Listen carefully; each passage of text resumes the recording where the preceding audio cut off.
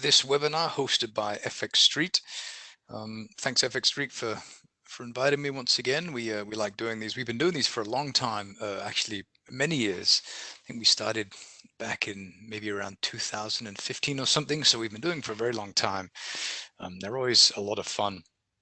But today we're going to talk about something that occupies me a lot. Let me bring out the chat box so I can see everyone's questions if there are any. Good. Yeah, this occupies me a lot because I mean the act of trading is a lot of fun, but trading in itself is not terribly exciting. It's not that you can't compare it to going to Tivoli or anything like that. It's just you put some orders in the market, they get filled, they hit their targets, or they get stopped out. It's pretty boring, actually. It's quite mundane, and I think that's the way it should be. Because if you're looking to trading for entertainment, well, I think then that's when risk is increased. And so the way I introduce entertainment into my trading life is programming software that is related to trading. And I mean, the topic of today's presentation is asset strength reversion, algorithm trading. And so this is something I spend a lot of time on, algo trading, and I love it. Does anyone here in the room also occupy themselves with trading robots and stuff like that? Just give me a yes or no in the field. It'd be interesting just to hear if there are any other. Sometimes. Oh, cool, Pete. Hey, Pete. That's cool. It's a lot of fun. It's a very, very fascinating thing to do, I think. So today we're going to talk about a few things. Here's the agenda. What is asset strength? Quantifying asset strength, a model, proof of concept, some results, final words, and some questions. It's a pretty short presentation, and I'm hoping that we can maybe have some questions towards the end that we can spend some time on discussing. Okay, so I mean, what is asset strength? Well, if you look at the price of an asset, there are only really two people involved in the market. You have people who are buying and you have people who are selling. Then you have people who are have an intention to either buy and sell, and that intention is put into the marketplace in the form of a pending order. This can be a buy limit or a sell limit or a buy or sell stop, whatever.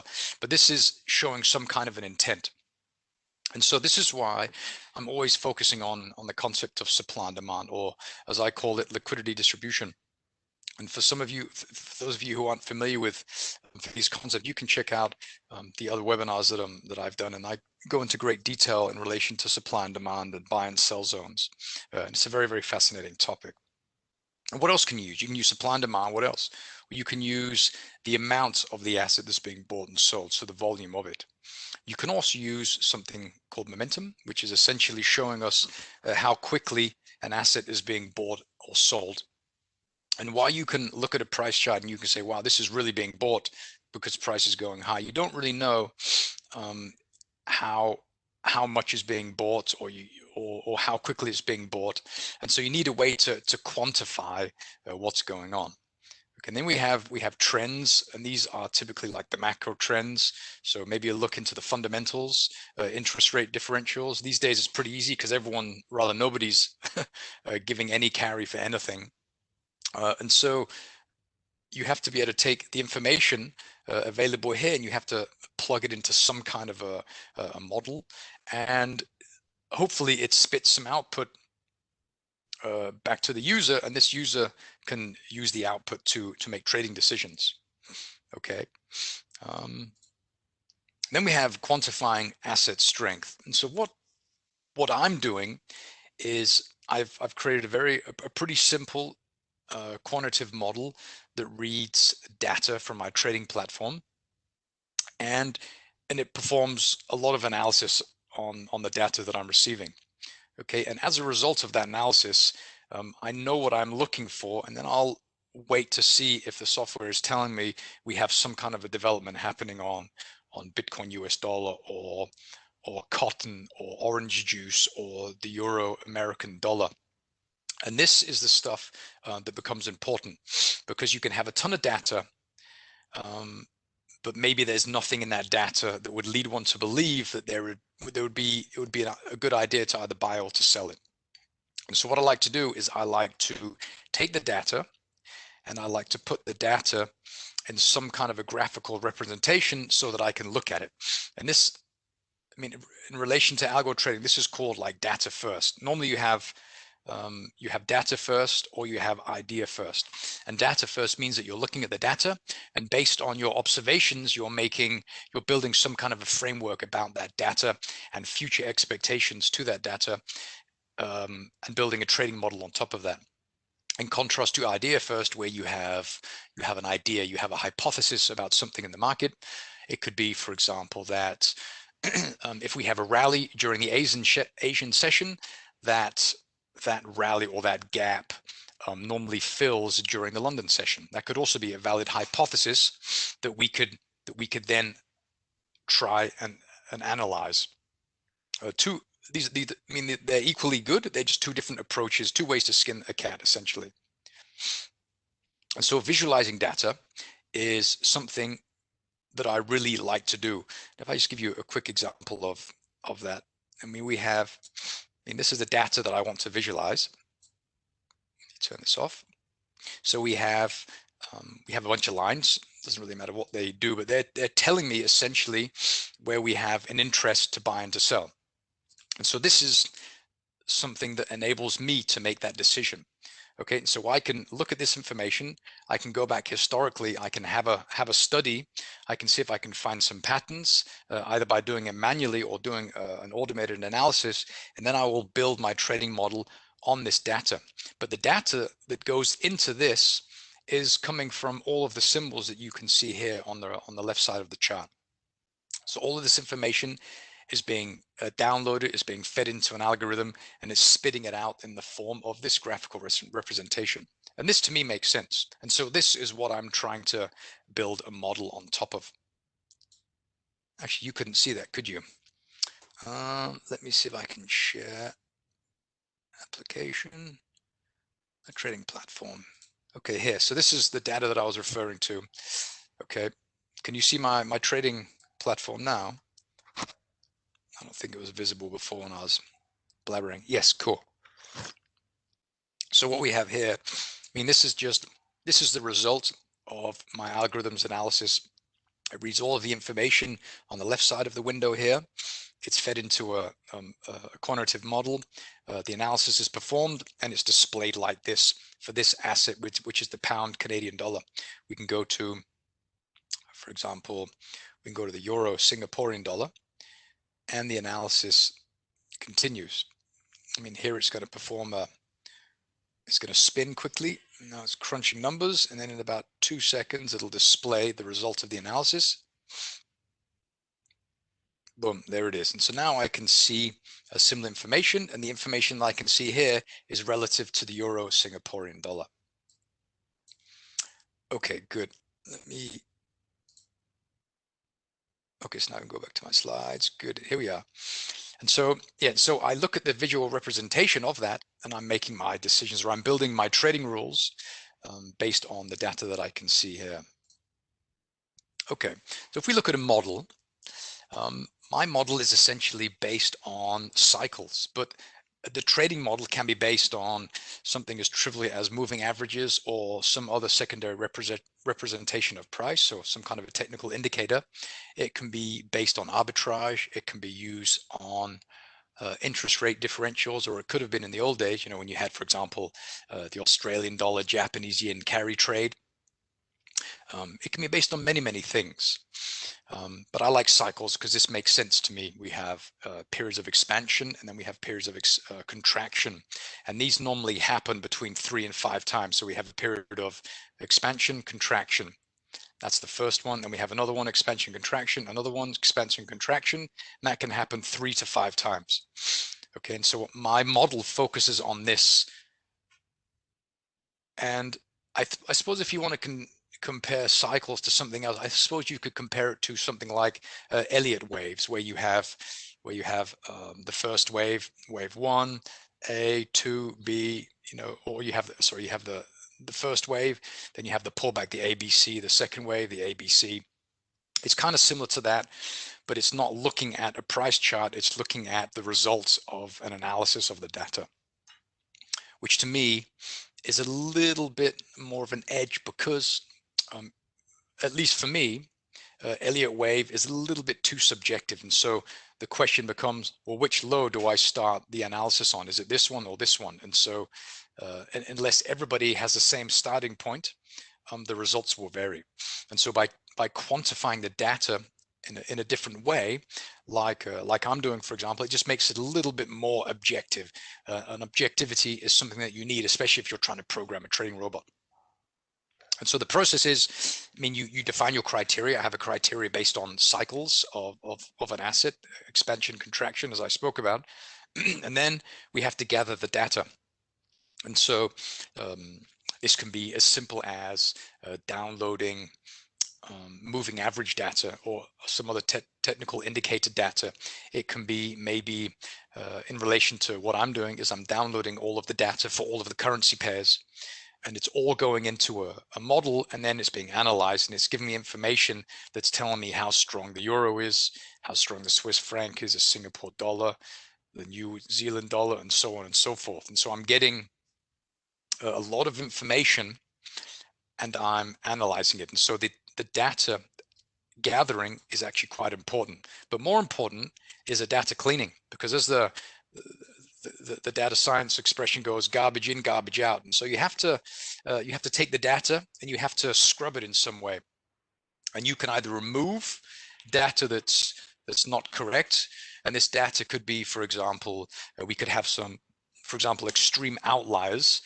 So if we have a group of data that more or less resembles, where each data point resembles the other, more or less.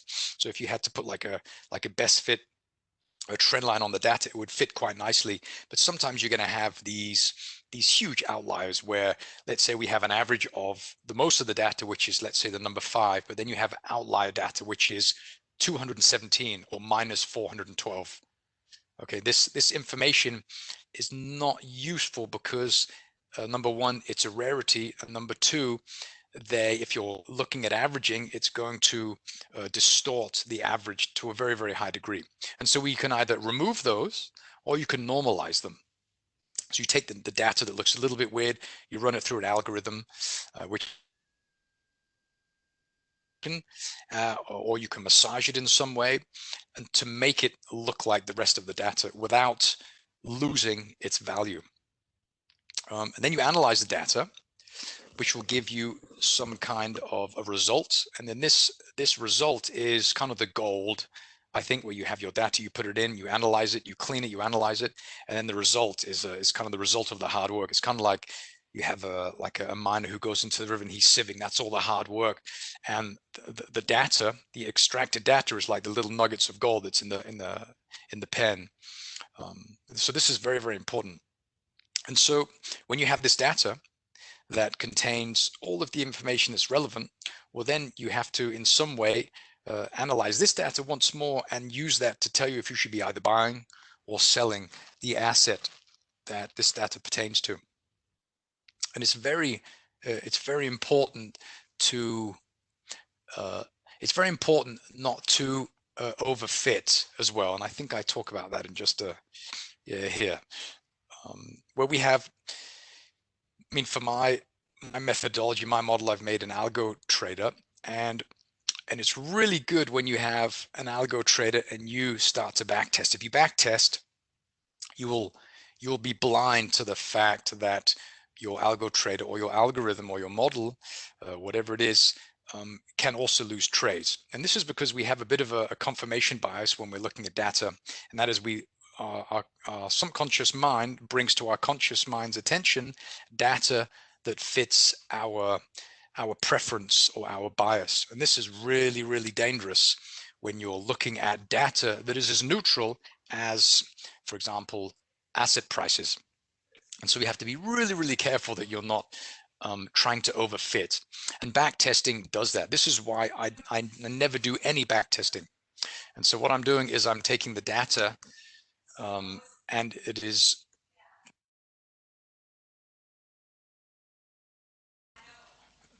sorry, my wife is rabbiting in the other room. So we have the data, I have my hypothesis, and then I like to put it to work immediately on the market, so only forward testing. And something that's really important, I think, with forward testing is that maybe, as you'll see in just a moment when I show you the results of my trader is that we have a period of some kind of a market state, and the market is doing one specific thing. And while the market is in this state, the algo is earning tons of money or it's losing tons of money. You don't know which one because you don't know what state the market is going to be in. But during that period, one might be led to believe that the algo is super profitable, or the algo is rubbish because it's not earning any money. It's losing every single trade. And so drawing conclusions on a sample size that is non-substantial or not big enough is a really, really bad idea, because maybe you're sitting on a golden egg and you put it to work for a week or 3 days or 4 weeks, and you have a sample size of, let's say, 150 trades. Well, then this is not going to be a very good sample size that you can use to draw any conclusion whatsoever.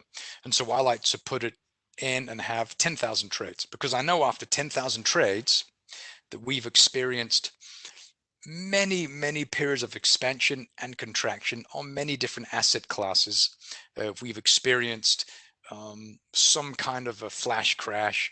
We've experienced holidays. We've experienced weekend gaps of all sorts, shapes, and sizes.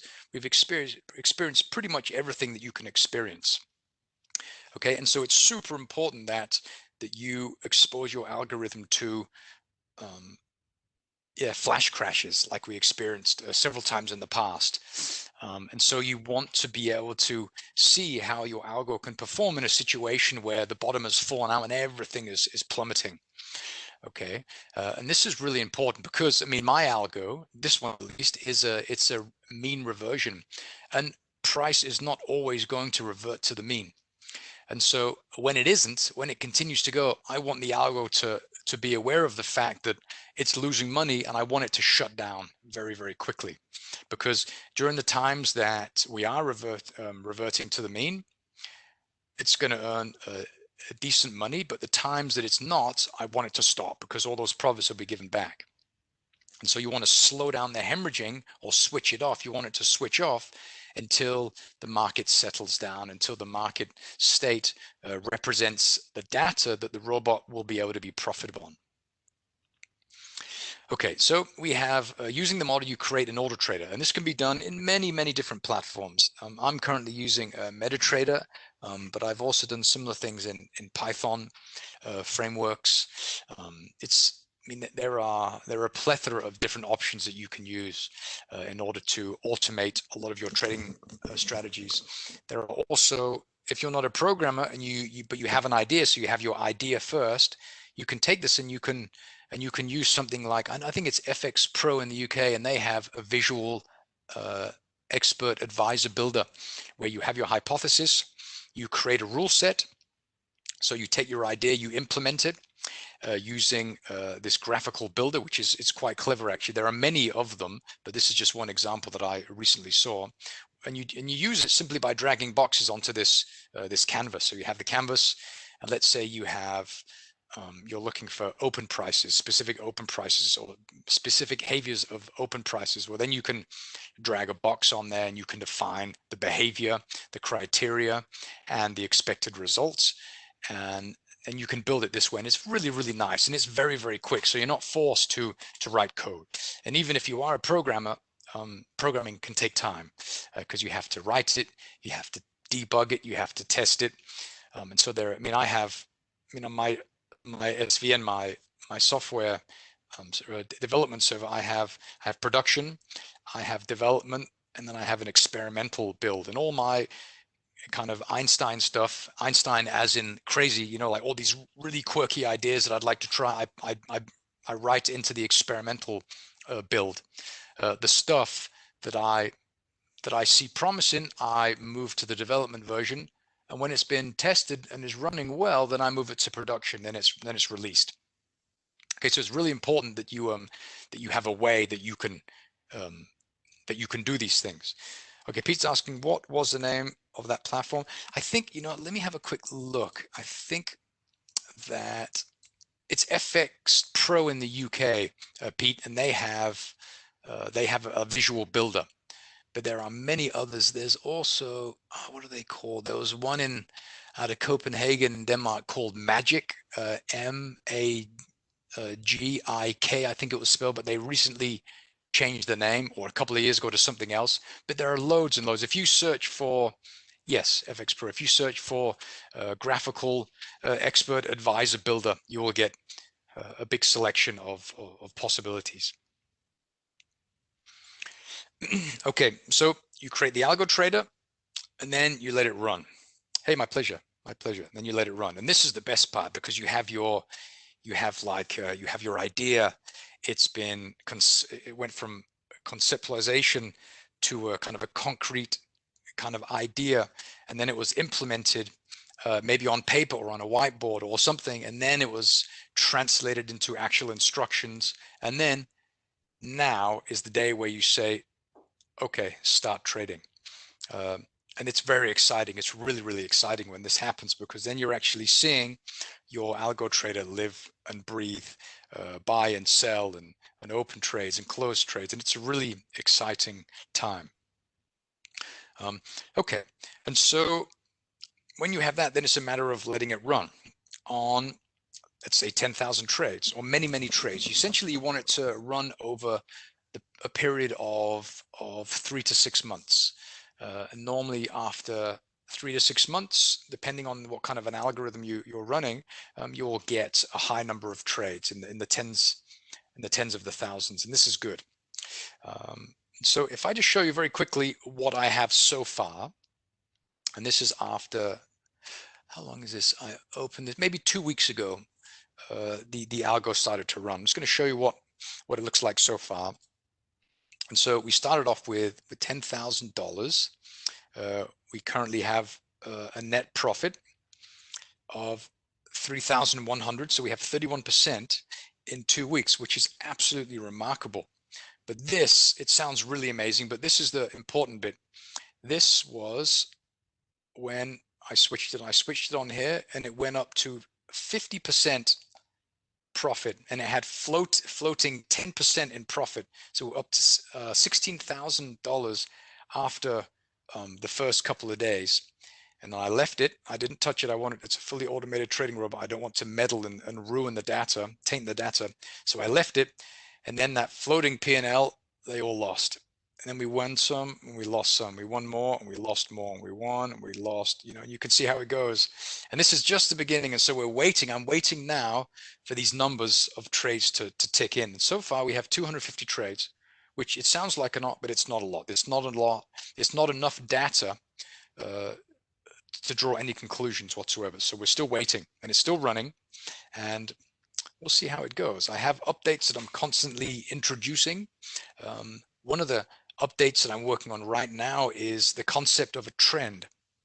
And so how do you quantify a trend? Are you looking at a technical indicator?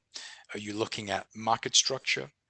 Are you looking at moving averages? Are you looking at trend lines? There are so many ways to quantify a trend.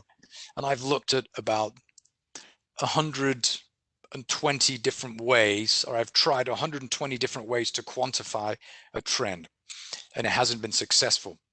But what I've done recently is I've found a way using the data that is essentially the output of the algo. Can you guys see this again?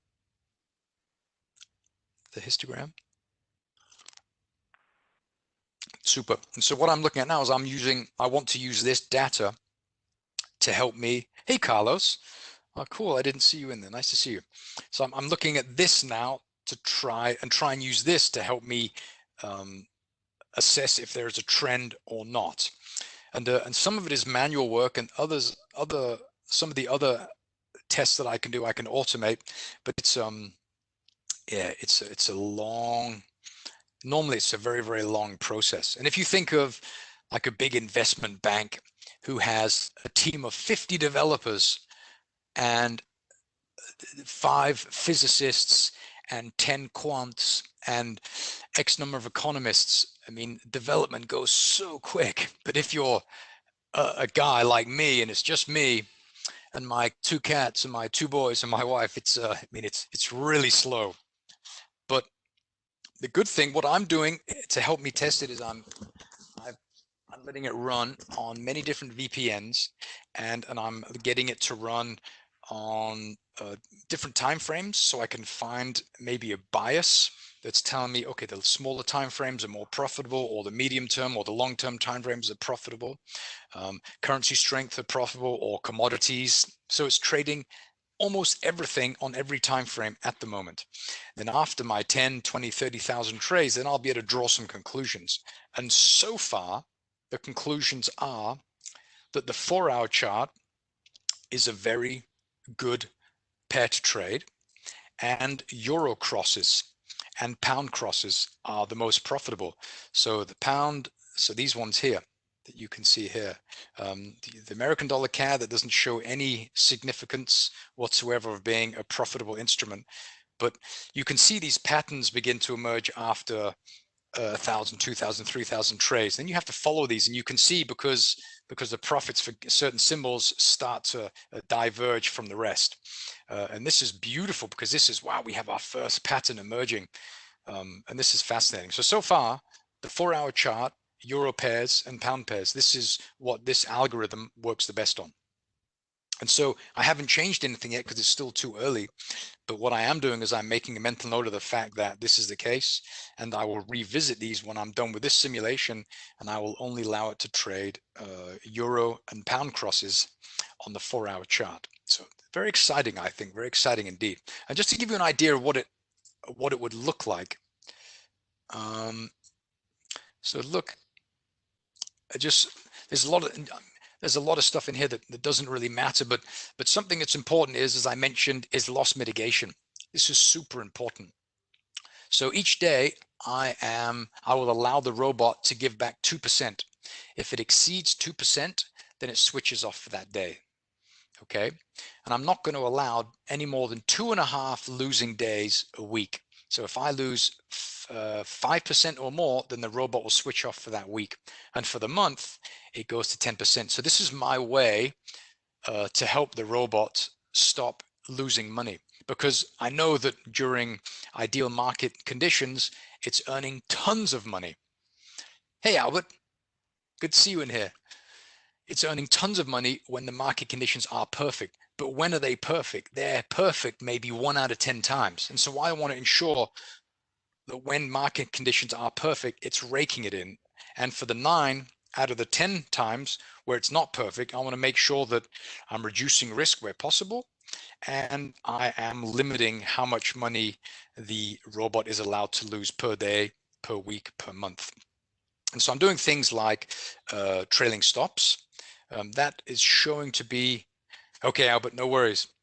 It's showing to be a good idea, because a lot of the times, according to this model at least, is, let's say we bought here, often price gets really close to the target, and then it comes down, then it gets stopped out down here. And I think, well, why on earth would I allow a trade to go so far towards its target and then allow it to be a loser? This doesn't make any sense whatsoever.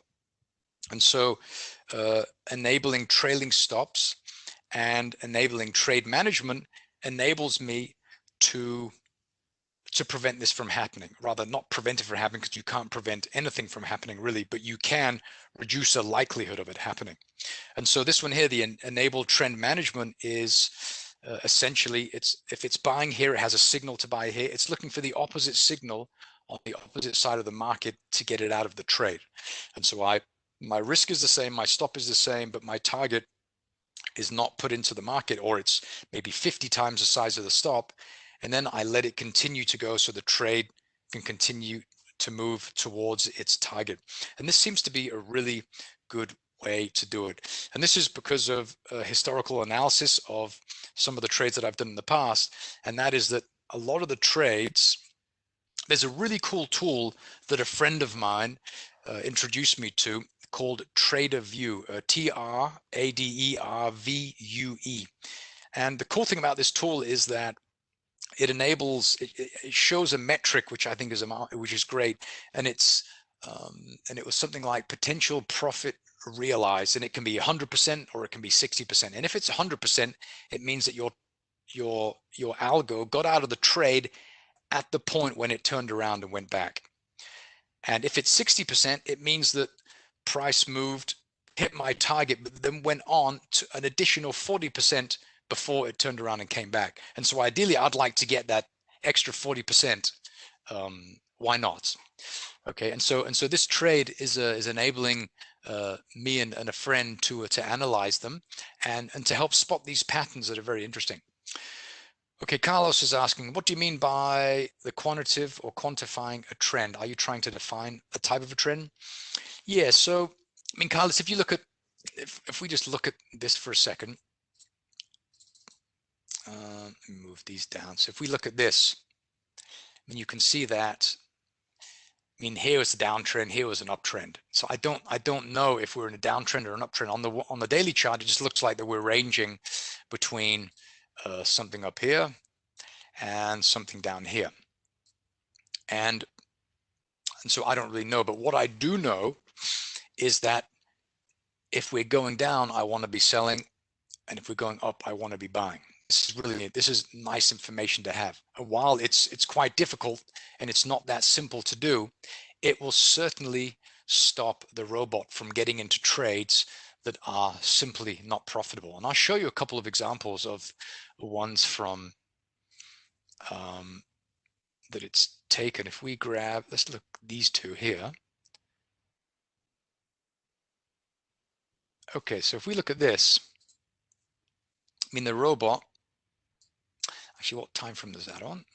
That was on the 4 hour. So you go to the 4 hour chart, look at 4 hour data. The robot thought that it would be a really good idea to sell here. But if you look at that, does that look like a downtrend? It doesn't really, does it? It doesn't look like a downtrend at all. And so preventing it from getting into this trade might have been a good idea. And currently, just looking at the new trend filter that I'm working on, let me let the histogram data load. I'm guessing just by looking at this that, yeah, it wouldn't have gotten into this trade. This trade would have been, would not have been taken with this new filter that I'm working on. And so, I mean, obviously this is going to prevent the robot from taking other trades that would have been profitable, where you have small pullbacks and an uptrend. I would have got in at the top and then out at the bottom before the trend continues. Obviously, I'm not going to get those trades, but they are the higher risk trades, and I don't really want to be in those trades. I would rather sit on the sidelines and wait for like a major uptrend, so like a gradual push higher on the daily, and looking for 4 hour pullbacks to demand before we continue higher. This suits me a little bit better, and it does support the hypothesis that a trend filter will be beneficial. Okay, so if we go back and have a look at these once more, some of the interesting metrics I think that are quite important to focus on, they are average profit trade. So the average profit trade is $39.56. Average loss trade is $36.63. This is a really good metric. What you don't want is average profit trade $10, average loss trade $60. You don't want that at all. You want your, over time, you want your winners to be bigger than your losers, because this is when you'll be profitable. Another thing that's interesting is average consecutive wins versus losses. And we have here 15 wins, and we have 9 consecutive losses. This is also an interesting metric. And this is another one too. Total short positions won, we have 69%. That's really good. Long positions won, 48%. That's less good. Okay, and here we have profit trades. We have 64% of the trades are in profit, and we have 35% of the trades were losers. And if you take this information, the profit trade potential to the average trade winner, I mean, if you consider these two here, I mean, overall, this is going to be a profitable robot. Okay, so these are some of the things that I'm looking at when I'm assessing the success of a given robot. Okay, well, that brings us to time for some questions if you guys have any. It's still pretty early days, but it's very, very exciting project. And I have several different algos running in an attempt to identify a combination of, for example, a mean reversion, a trend algorithm. Those two together are very, very interesting to me, because when one robot is losing money, hopefully the other robot is earning money to help cancel out or neutralize the losses. So this is something that you need to do in like an investment portfolio. You want some of the algos to work in conditions A and the other one to work in conditions B, so they can complement each other. Cool. All right. Does anyone have any questions about this stuff? And you ask me anything, and I'll answer.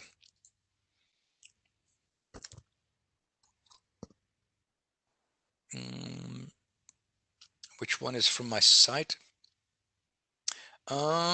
Actually, the algo is it's currently, I have about 30 users using it, and they're using it for free. It's, I mean, people, yeah, the guys who are in my community, they use it for free, and they give me in return feedback. And this feedback is useful because it enables me to assess user experience. There are also some people that are trading on a bunch of different brokers, and this enables me to bring in much more information and feedback that I can massage into the algorithm and make it over time a better trading solution. Yeah, so we have, I mean, this one here, this one just here, this is just like the histogram, which is a visual representation of the price. And the algo is essentially, which is up here. This is the one that has the same core as this, and it's making trading decisions based on this. Yeah, is anyone here doing anything like this? I'd love to hear any of your experience. Carlos, what about you? Are you meddling at all with algo trading? Oh, did you? Cool, Pete. That's excellent. It's a really good place in there. There are some really nice people. We have quite a lot of people in there. We have there's some really cool institutional guys in there, and retired institutional guys and prop trading guys, and it's pretty cool. Okay, Carlos is saying perhaps connecting the last two peaks or valleys using a trend line spot to define a trend, but to connect them, attempting to interpret the potential future behavior. This is a very good idea, and this is something that I have been working on. Let me finish reading your question before I continue. That will require additional metrics like level of volatility or lack thereof, price behavior within a structural context. It's true. It's true. This is actually a really good way to assess a trend, because trend lines are too after the fact. And so what you want is something that I think is very useful, is indeed trend lines. So if you consider, yeah, there it is. So I've built that into this, and so here you can see we have a low, we have a high, we have a higher low, and we have a higher high. So this qualifies this low and this low as being a valid trend line. So according to the 4-hour chart, we're in an uptrend, and it's good. But it's also important that this is done correctly, because while we can have, let me see if I can. Let me turn off this stuff. Trend line management. Let me turn this off so I can draw trend line. So if we have, for example, we have a trend line. We have a trend line here. We don't want it as a ray. So if we have a trend line like this, so we have a low, a high, a low, a high, low, but the price after the last low has not moved above this one. Well, that can be very dangerous as well, because it could be price that's come from below and moving sideways in a pennant, looking to move higher, or it could be coming down from the top, moving sideways, continuing below. It could be a continuation pattern. And so it's important that you actually wait for the high to be taken out, like it has been done here. And ideally, I like a close price to happen above it. I want a candle to close above this high. This to me shows commitment, and we don't really have that here, or do we? Yeah, we do. We do have some closes above this high here, so that would be interesting. But you can see here, now that we had the low, the high, the higher low, the higher high, and now price kind of gapped down Monday morning, and it opened, and now we're slowly looking to move lower. So this will help keep you out of trades where price is in a continuation pattern. Okay, perhaps what we are trying to define is not the trend of the chart, but the most recent behavior within a contextual trending environment. Exactly, not easy at all. It really isn't easy at all. And so what I'm doing, my hypothesis is that if I'm trading on the 4-hour chart, I want to be looking on the daily and or the weekly and looking for a trend. So let's say that, okay, let's go to the 1-hour chart just to find a trade that the robot may or may not have taken. And then we can see what that would have looked like within the context of a trending environment on the larger time frames. Okay, so the robot would have traded right here. The robot would have opened the trade just here. But we don't know if we're going up or if we're going down on a greater time frame within the greater context. If we go up to the 4-hour chart, we can see would this have been a good trade? So we can see here, looking at the same information from a different time frame, we can see that, well, yes, we are. But here's something else. We have a serious case of asset strength divergence where we have prices are moving higher, but the strength of the euro relative to the Swiss franc does not support a continuation of price moving higher. And so this is also something else that could lead one to believe that this will not continue forever. But if you look at this, for example, I mean, price is continuing higher, but actually this would not have gotten into the trade because we have histogram prices here, which is currently where this is, they are declining. So the filter would have kept this robot out of this trade. It would have been in profit, maybe we would have got to the target, but the trend filter would have stopped it from trading here. But you're right, it's so difficult, and I've looked at a plethora of technical indicators in an attempt to find something that works, and nothing really works that well. I'm trying to build study sets that measure different periods of the VIX contextually. I believe it could be an effective enhancer. The CME offers the VIX charts for different markets. Very cool. Very, very cool. Yeah, because VIX is an important metric as well. Volatility is incredibly important. As we're seeing in the crypto space at the moment. I mean, Bitcoin over $60,000. I mean, that's completely madness. And we're seeing a lot of the flows changing because of this hyperinflation that's upon us. And the VIX is a really good indicator to help us identify things like that. Without really knowing the underlying reason, we can see that something is indeed happening. That's very cool. Good. Does anyone have any more questions or any more comments? Otherwise, I think we can wrap it up for the day. Hey, such a pleasure, Vahid. Thank you so much for being here. Cool, Carlos. Thanks for being here. Thanks very much for being here. Hey, such a pleasure. It's an absolute pleasure. Hey, Pete. You're very welcome. You guys are welcome to jump into the Discord channel if you want. It'd be really cool to have you in it. We have a lot of really nice people there, and if you guys want, let me find the link. It's on the. If you guys go to the, let me type it in here. Go to the Pipnotic.com website, and just there on the top, there's a button that says join Discord channel. You just click on that, and then you can jump in there. And we have a couple hundred guys in there, and they're all really nice people, and so we have a lot of really interesting information there. Cool, Carlos. Well, I look forward to seeing you all in there, and I thank you all so much for coming here today. And if you guys want, if there's something specific you want me to cover during another webinar, or you have any questions, shoot me an email. I'm just going to put my email here, shah@pipnotic.com. Boom, there. You can shoot me an email, and if there's like, Sri, I'd like you to talk about this or that, and if I know something about it, then I'll be thrilled to to touch on it. That would be a great pleasure. Right, Adinda, I think we're good to go for today, unless anyone else has more questions.